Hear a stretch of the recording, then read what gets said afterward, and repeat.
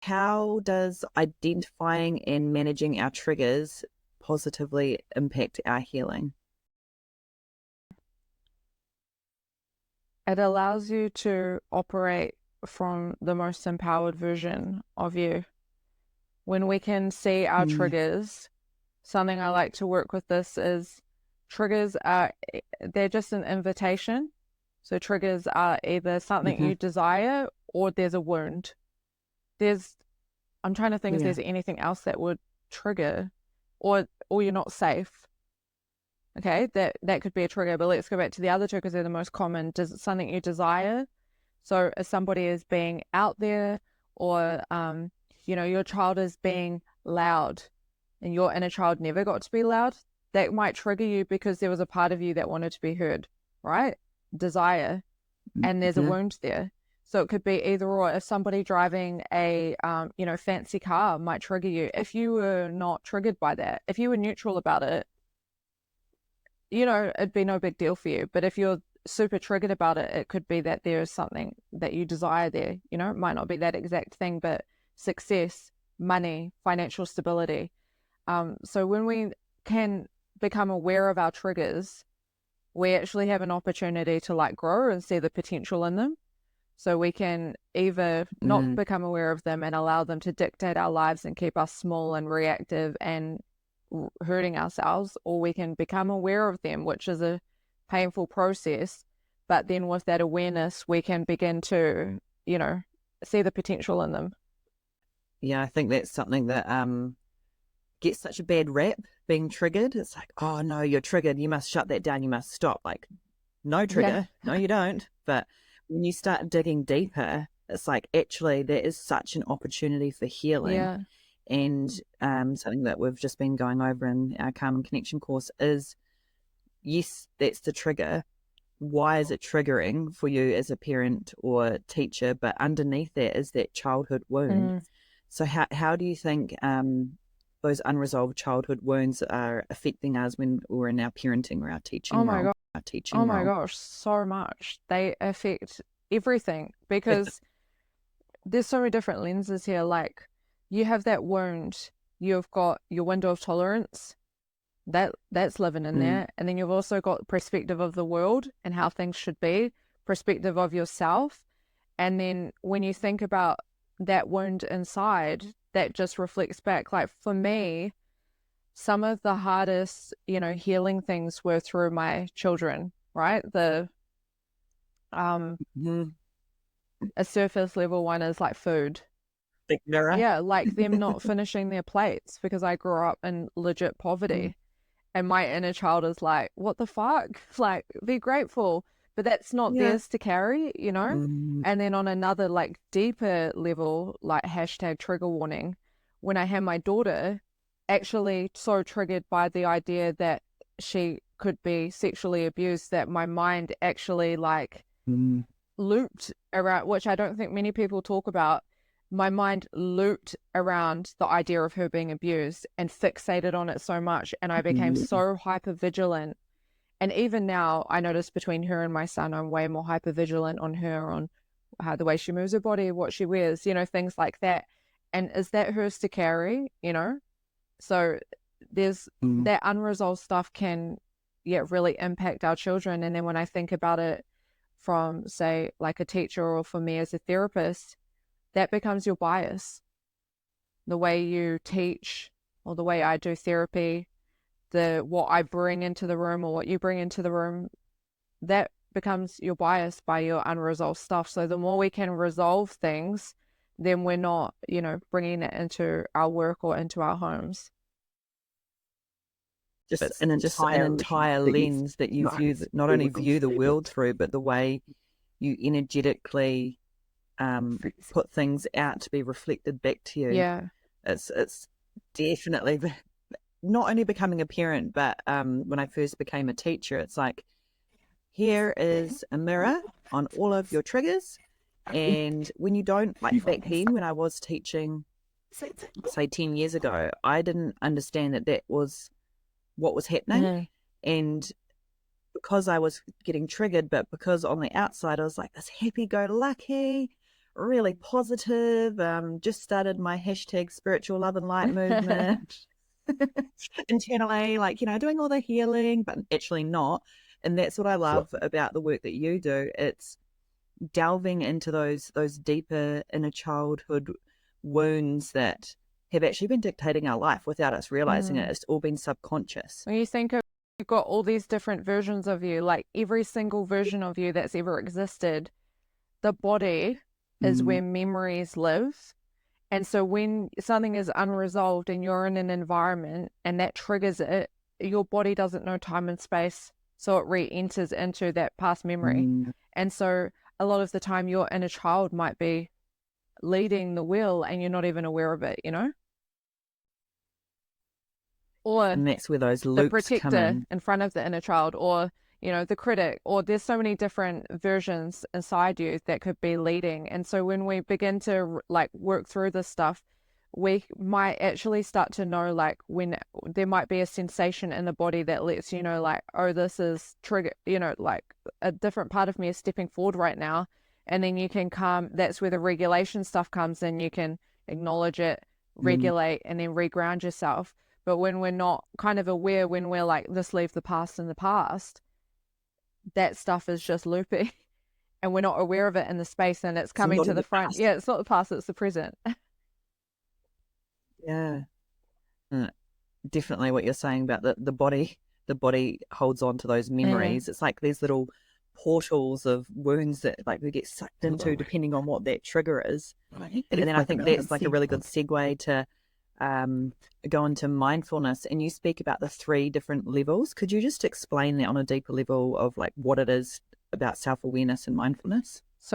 So mindfulness for me, and this will probably evolve because it's evolved for me, is there's like 3 different tiers of mindfulness, and it kind of like circles around a holistic mind, body, spirit.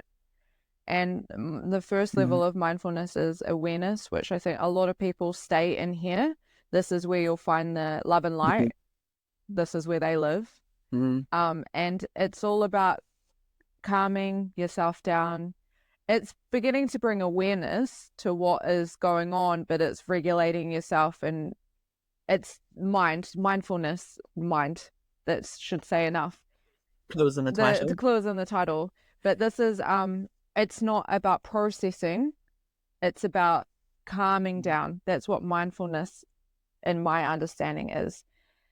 Then when we bring the second level of mindfulness, which is presence, which is in this moment, that's bringing the body into it. Because when we are working from just a mind, we might not actually be here. We're either trying to calm ourselves down, or we're trying to process, or trying to forget about what's happened, or thinking about what's going forward. Presence in the actual moment is like not thinking about what is coming, what has been. It's like being here. An example I like to use about, presence, and it's like being in a dance and learning a dance. When you're focusing on learning the moves, you're not actually present. But when you are present and you're dancing and full presence, you're actually moving with the music, and the body remembers, and that's presence in the moment. So that's like the perfect example for me, because presence is so different to different people. But so we have awareness and then presence, and then the third one is attunement. And attunement is something that we're all born with. Every mammal has it. I don't know if fish have it. I wonder. I don't know.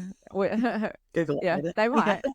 But mammals have attunement, and it's how we survive. It's a primal part that people don't really talk about a lot. Some people have never even heard the word attunement. And attunement is most commonly between a mother and a child, but attunement can, go out to everything we do.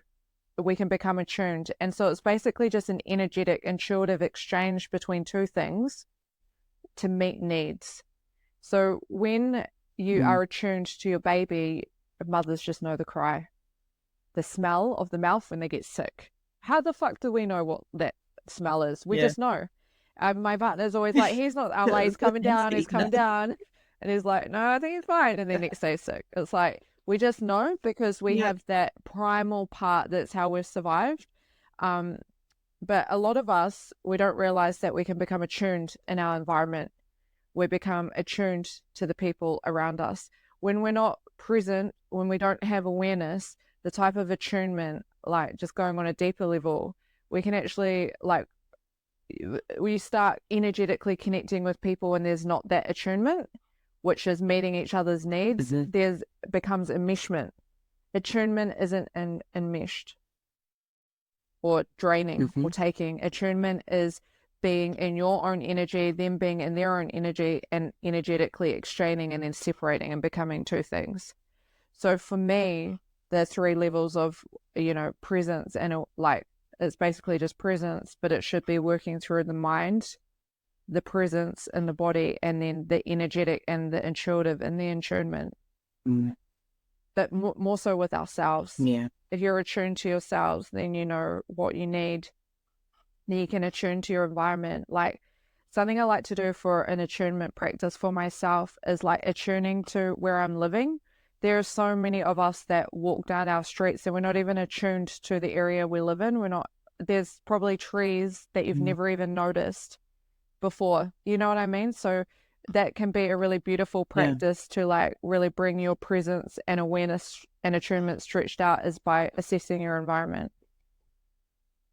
It's funny, just speaking on that. Yesterday, I had a breathwork journey through Jackie with John, who's an Awaken facilitator, and at the beginning, and we acknowledged the land that we're on, and it was at my mum's house, and we've lived here for 30 years, and like having that full body acknowledgement of this land, of us being the kaitiaki, we have been the guardian of this land. There have been people before us that have lived on this land, and now somebody else is coming over and taking on that responsibility. It was just like this weird kind of like, we're in this like vortex before it even started the breathwork journey of just being like, wow, like that it was that attunement with this land, which I have lived basically my whole life since I was like 3 or 4 years old.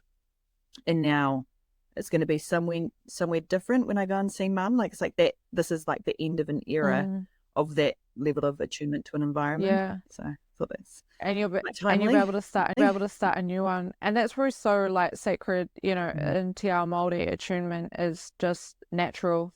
In Te Ao Māori views, it's attunement is a part of everything. We are part of all one, that looking after the earth and having that energetic exchange. But in like the modern world that we live in, that's so like colonized, attunement with the earth is not there anymore. It's more about extracting. And I got a crazy story. So like my last house I just moved out of, I like literally planted my placenta there, birthed my son in the house, and had my healing journey there, studied my whole degree there.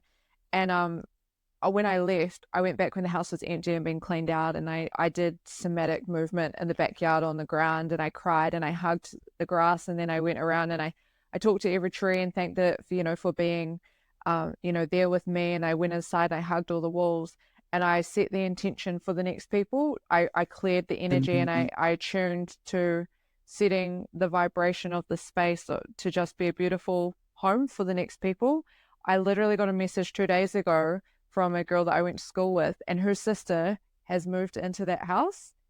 And I was like, how crazy is that? Like literally had no idea, didn't help her get the house, but like, when I attuned to the land, because this is like a close friend, and this is what I believe, I've attuned to the land and I've respected it and I've blessed it and I've said thank you and I've mourned it and I've grieved and I've let it go and I've set the intention, then somebody that is connected in my weave who needed a home was able to, in Te Ao Māori, it's like we're all connected in the weave. So it's like they just connected in that and got the house. Like you just can't, like how random is that, and I didn't help her get it at all. So, and that's real beautiful to know that like my placenta and all the plants that I've planted with her, and also just knowing what I did to the house. And so it's like, I wish we all kind of had that respect to the environment and the attunement to everything, because it just creates for the next person, that, it's just like that energetic attunement is so powerful. that's really, really crazy. Similar, very briefly, similar story. Mum's been looking for a house for like nearly 2 years. This house took like 18 months on and off the market. It's a beautiful home. It ended up going to someone. Our last name's Finlay. First name of the owner is Finlay. But not only that, the house where Mum's purchased is actually Millie, who was just on the podcast last time, Mind Body Alchemy. It's her sister. And so they Oh got the my house. gosh. They fully did it up from head to toe. It's absolutely beautiful. Like I've had a couple of friends that are searching for houses and they went in there. It was like slightly too small because they had kids and dogs, but they're like a couple of different people have called it the doll's house. Like it's just like this perfect house.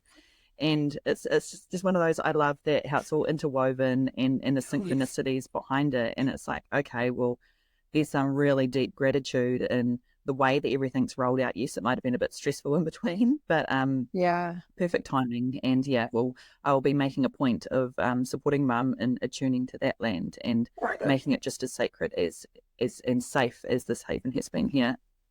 And it kind of like leads into, like when you are carrying so much unresolved shit, unresolved emotions, and you're just surviving, you're disconnected, you're not grounded, and you're Mm, disconnected from, and spirituality for anybody listening to this could be different. That could be God, Jesus, religion, that might yeah.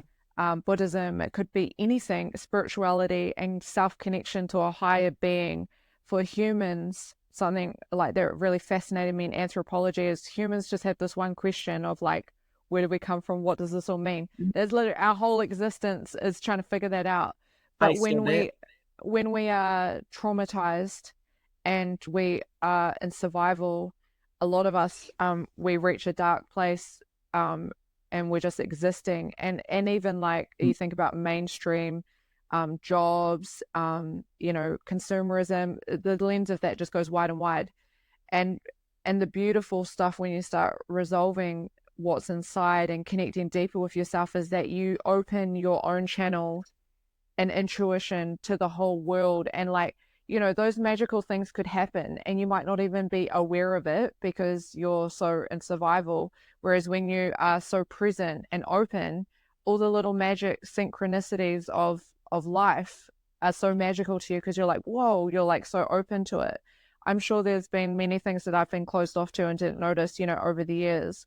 um and so that's like one of my favorite things about healing is like having that inner, just like whoa about the world instead of being like fuck.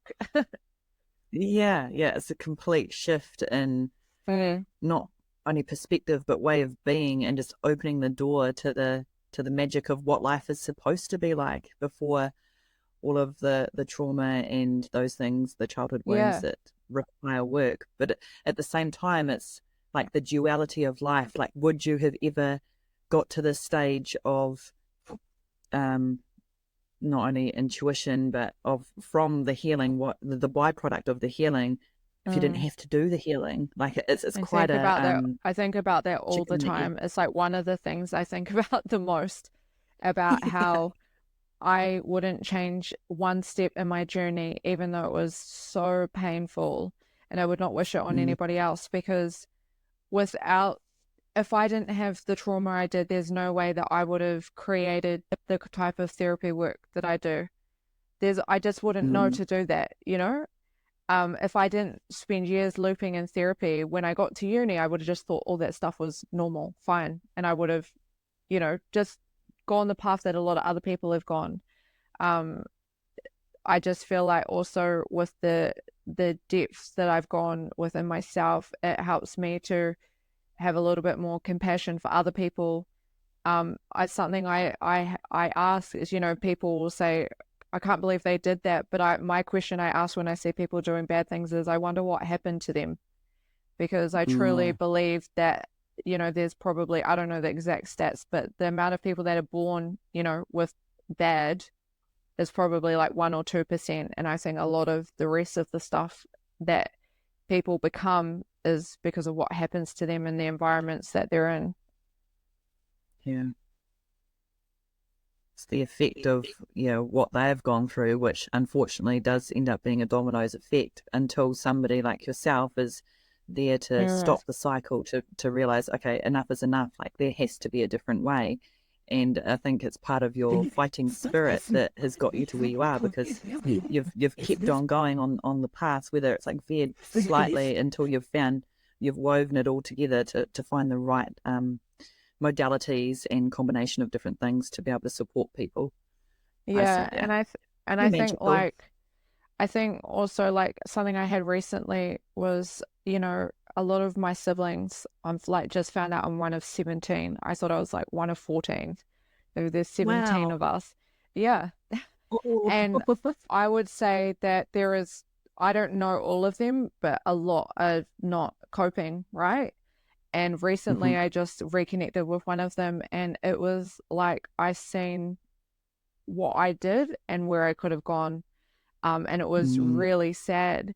And I think a lot of people, when you're living outside of those environments, you think, well, why can't they just go get a job? Why can't they just go and, change their lives or go to therapy? And it's like, if you are born into that, and then let's say Mm. you live in a low socioeconomical area, and everything around you is everyone is on the benefit.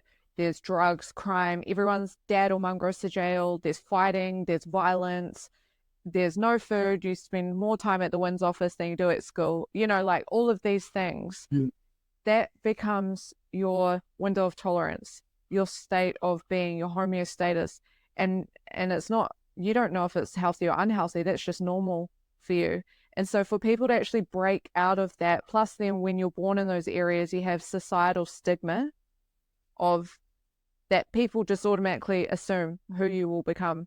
So you're Mm. fighting against so many different layers. So I always like to think it's like never that easy to come out. And that's why it's so important for like teachers and stuff to constantly be checking their biases and working on their own unresolved shit, because you might be that one guiding light. Like when I was first year at primary school and I lived in Auckland, my mum was so young. My mum had me at 17, and my dad was in jail, and my mum just had like so many different men, and like just her life was on her, right? I went Mm. to school and I'll never forget sitting on the mat, and the reading groups were getting called out, and everyone got put into different groups except for me, and that was because I couldn't read. And this one student teacher, she took me and she taught me how to read. And do you know what? I ended up reading got me through trauma, the insomnia nights that I couldn't stop. I ended up at high school, I got put up like 2 years. When I was in year 10, I was like doing year 13 advanced English, because my poetry, which was also my expression for my Mm. pain of where I was, it, I've journaled since I was 9, literally have always journaled. I'm so deep with words and I love reading. That one teacher, that one teacher, even though my whole environment was shit. And then we think about what did reading offer me? Well, reading allowed me to read about spirituality, Buddhism. Mhm. I was reading the Celestine Prophecy at 17, like things like that. If I didn't have the level of being able to read because of that one teacher instilling that interest, I can't even remember her name. I don't even know what she looks like, but I remember what she did. Shout out. Yeah, thank you. Just little things like that. So it's like the more we can work on that, and that's like even for myself being a therapist, having a little bit of self-disclosure about my journey begins to inspire other people, and you plant Mm. little seeds wherever you go. But if you're operating in your own limiting beliefs and your own unresolved shit, you can't plant those seeds of hope. You're actually planting seeds of despair. Yeah. Yeah. And it just changes the whole trajectory of your life, literally, like as you just explained it. One shift in her lens or her bias compared to perhaps the other teachers Mm. was enough to just change your whole world, really.